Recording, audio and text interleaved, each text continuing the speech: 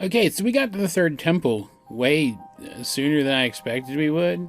Partly that's because I just like to be surprised, so I don't look up what the upcoming episode titles are. But part of that's that I genuinely lost track of how many episodes are left this season. There's fewer than I thought, so that's fun. That said, while both of these episodes today were enjoyable, only the second one, the one about the third temple, was really worth talking about.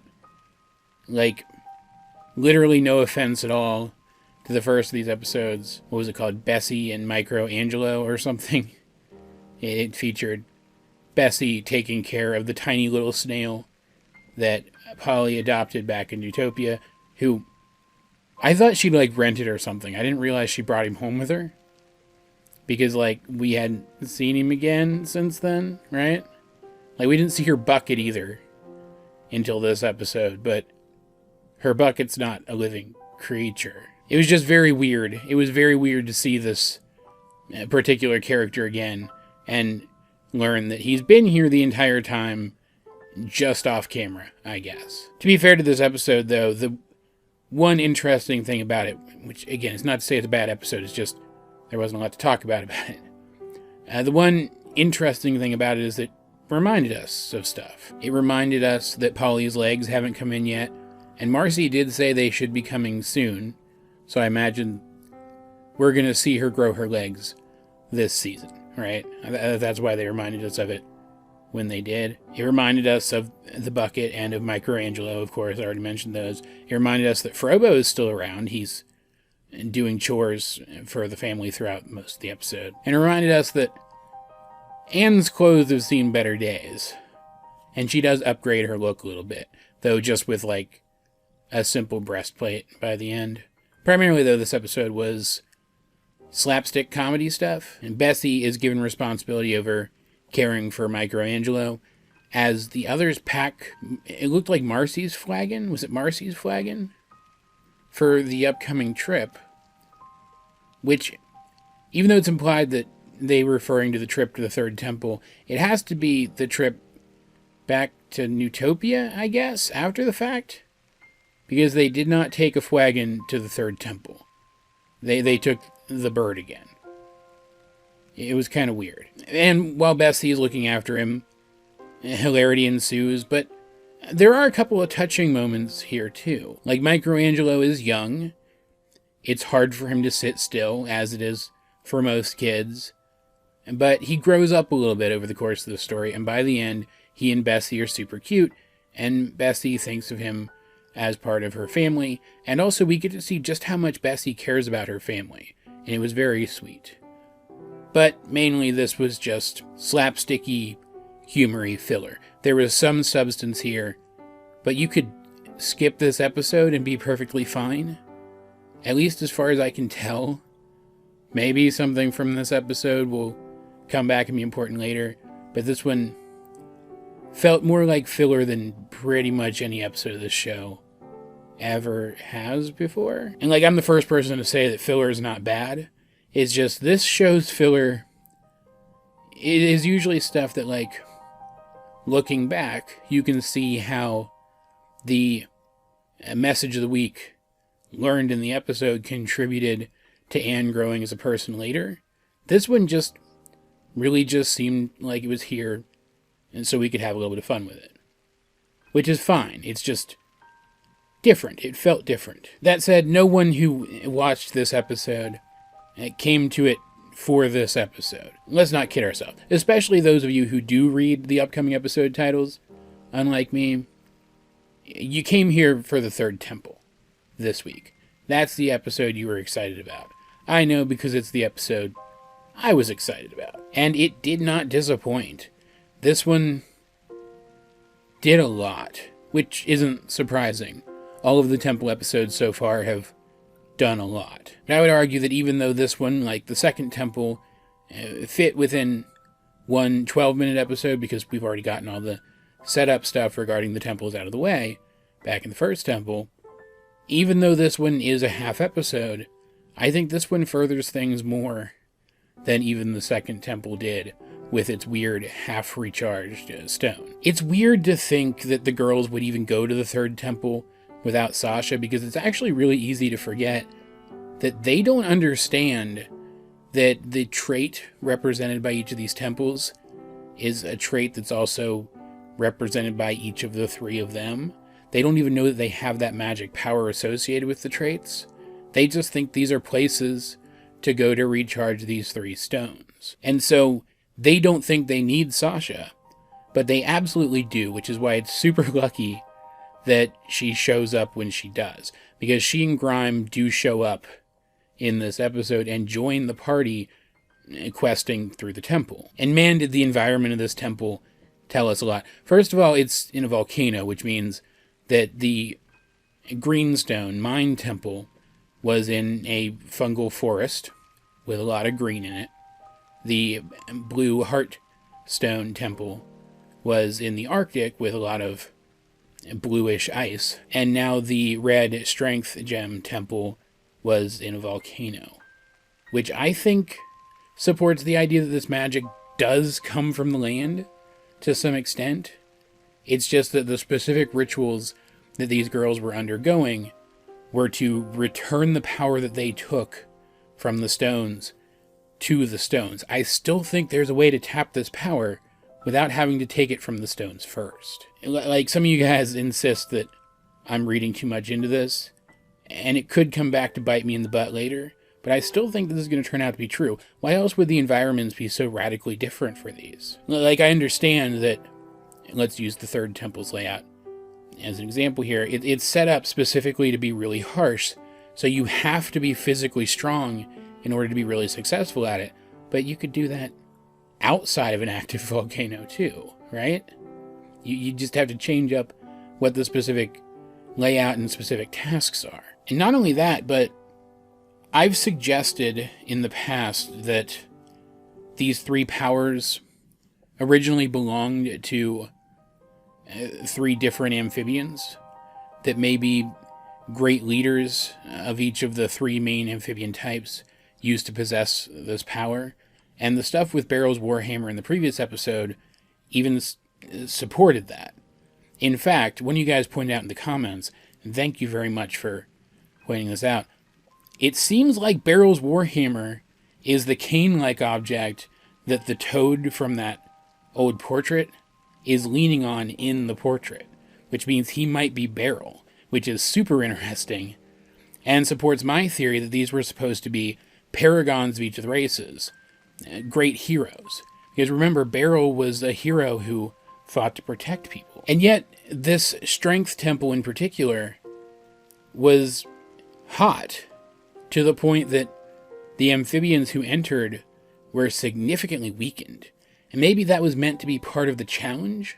Maybe only someone strong enough to continue to fight in spite of that was supposed to be able to make it through. It was another strength test. But it's also possible that these temples as they exist now are not made for amphibians anymore.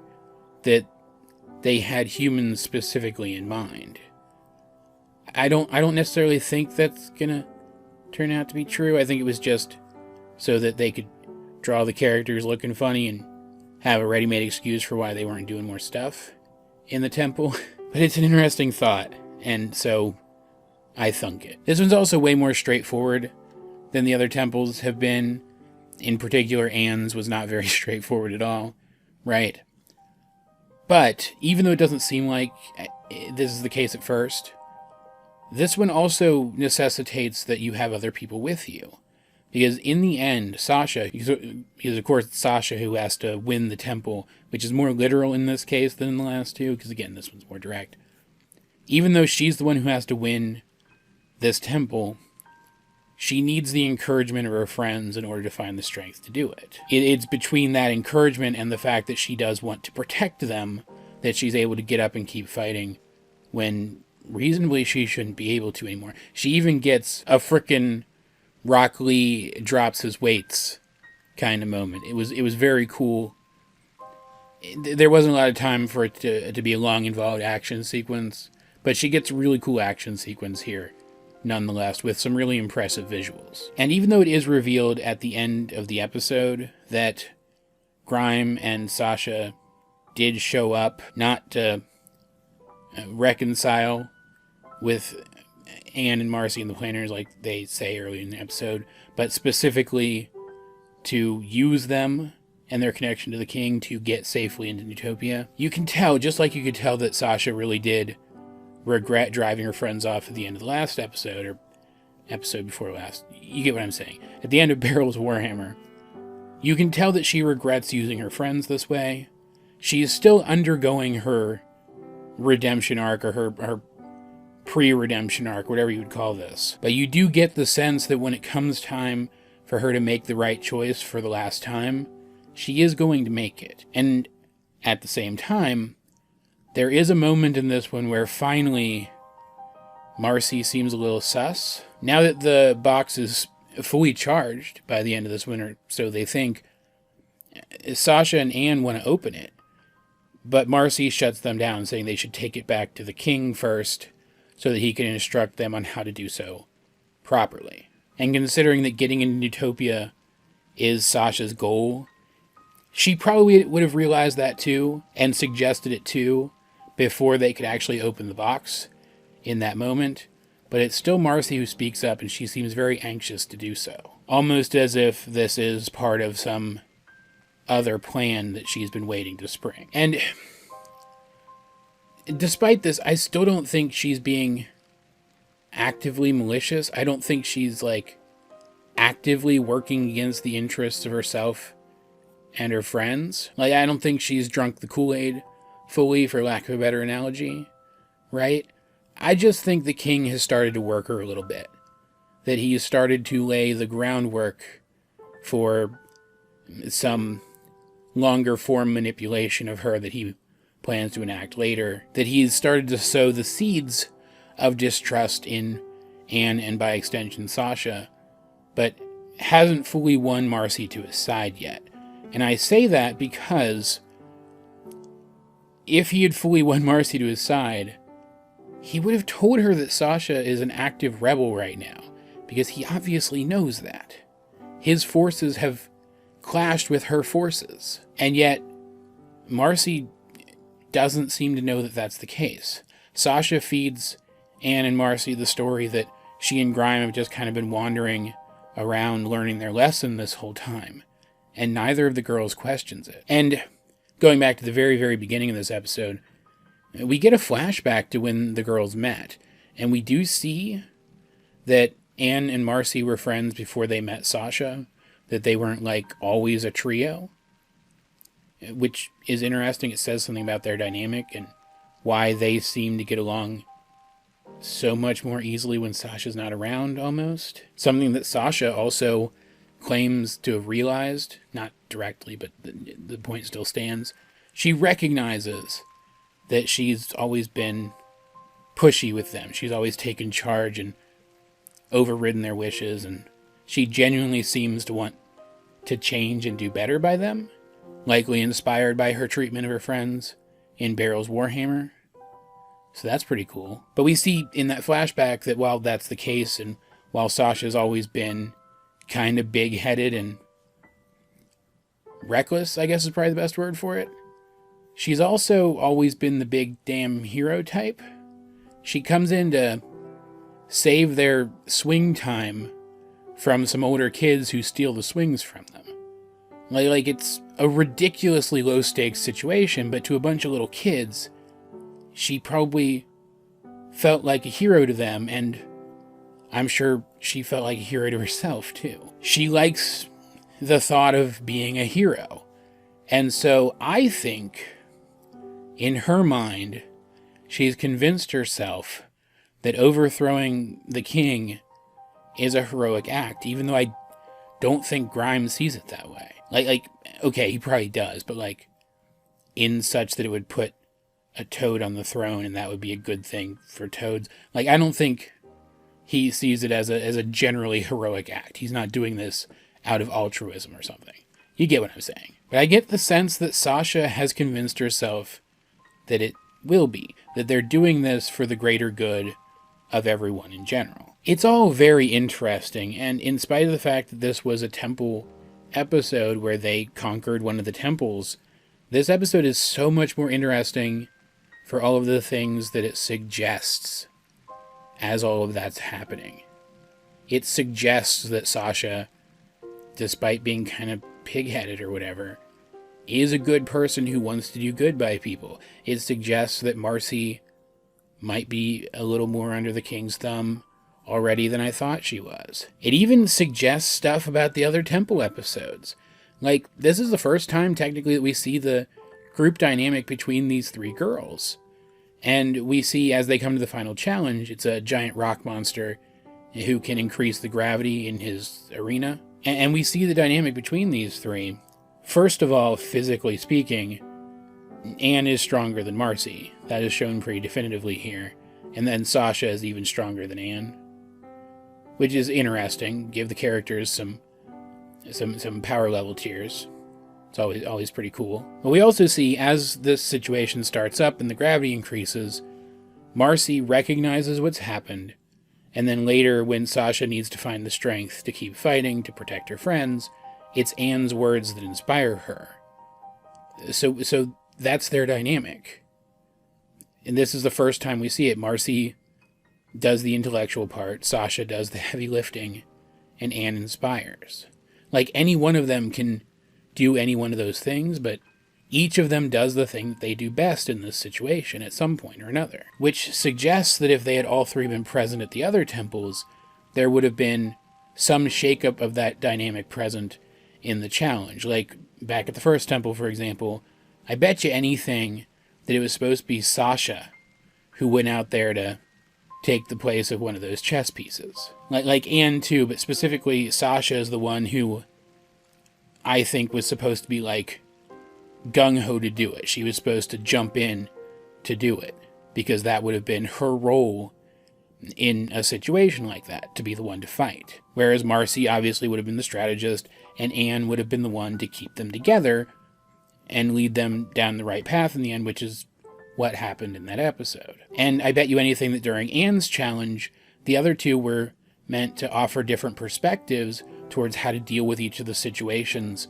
that the group came to, so that Anne could contrast with them and decide to do the right thing, acting on her good heart. And in the context of the specific challenge with the bird that was trying to eat them, I think that in a situation where all three of them had been present, both of the other girls would have failed to deal with the situation in their own way. Marcy would have gotten her knowledge about the bird mixed up and almost got eaten, and Sasha would have failed to drive the bird off with force, and then Anne would have made the sacrifice that she did to draw it away. Seeing this dynamic in play here, you can almost see the scenes play out differently in your mind.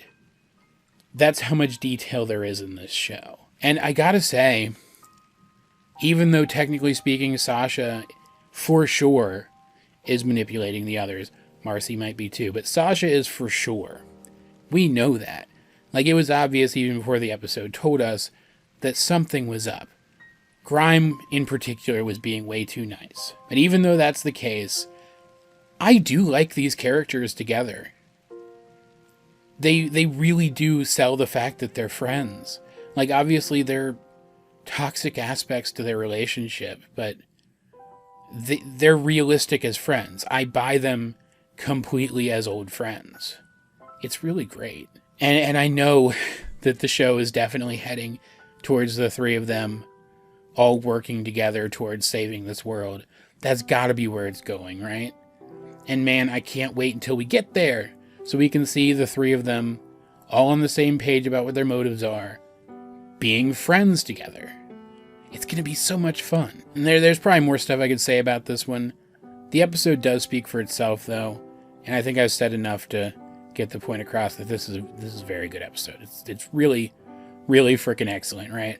So I'm going to move on to a few predictions, I think. First of all, I think the theory that's been bouncing around that there's a weapon associated with each of the three traits is probably true, because it's definitely starting to feel like Beryl's Warhammer is the weapon associated with the strength trait, right? So I do think that down the line, we're going to find out that there's other weapons I think Sasha's going to start wielding the Warhammer instead of Grime. And I think the other two girls are going to get unique weapons too. It'll almost definitely wait until after they learn that they have/had magical powers. But I do think it's going to happen. More immediately though. And man, it hurts. It hurts me physically to say this. Based on how sincere Sasha seemed to be to want to start over with Anne and do things right this time, Anne and Marcy, but specifically Anne, because she exchanged the dialogue with Anne, right? Based on how sincere she seemed, in spite of the fact that she's running a con on him, right? And based on the fact that I do think Andreas has started to weave his tentacles, that came out wrong. I was going to say weave his tentacles into Marcy, but no, I can't say that. Seeing how it seems that Andreas is in some small way at least manipulating Marcy, I think we're heading towards a season finale where the other girls do something. Probably it's going to be revealed that Sasha was manipulating them, right? That's probably what it's going to be. Something's going to happen, and then Anne's going to stand up for her. Because of course she is. She's Anne. That's going to happen. Or something's going to happen. And it's going to confirm some manipulative suggestion that Andreas made about the other girls to Marcy. And Marcy's going to run to his side. And it's going to end with Anne joining the resistance. The revolution. To overthrow Andreas. And it's going to be her and Sasha for a while, with Marcy on the other side. Man, I don't want that to happen. I love Anne and Marcy so much. But it feels like that's the direction it's going. And it's going to be interesting. If that ends up happening, it'll lead to some interesting situations and dynamics. So as much as it is going to pain me to see Anne and Marcy have a falling out, I'm still looking forward to it, either way. Assuming that it does happen, right? But still, it's almost definitely going to happen, right? But yeah, this was a pair of Amphibia episodes. One was certainly a lot stronger than the other, but both of these were perfectly enjoyable. I liked them a lot. As per usual, though, I'd like to know, what did you guys think of, again, I think it was called Bessie and MicroAngelo, but I'm not 100% sure, and The Third Temple, if you have seen them. Let's get a discussion going in the comment section down below. And while you're down there, you might as well like the video, share it with anyone else you think might enjoy my content, and subscribe if you haven't. You can also check out my social medias. Links to those will be in the video description. But either way, this has been AJ22, and I will talk to you guys later.